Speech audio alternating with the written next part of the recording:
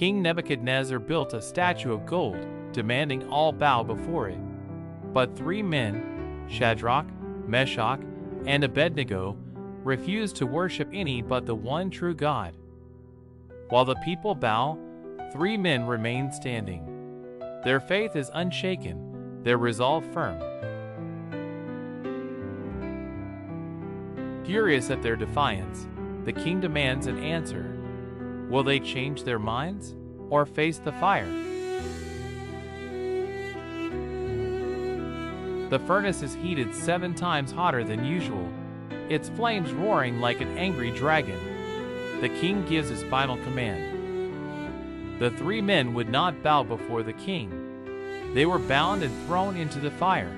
Their fate seemed sealed. But the story is not over. A 4th figure appears. It is the angel of the Lord. The flames do not harm them, for they are not alone. King Nebuchadnezzar, once furious, now trembles in awe. He calls for the 3 men to come out of the fire.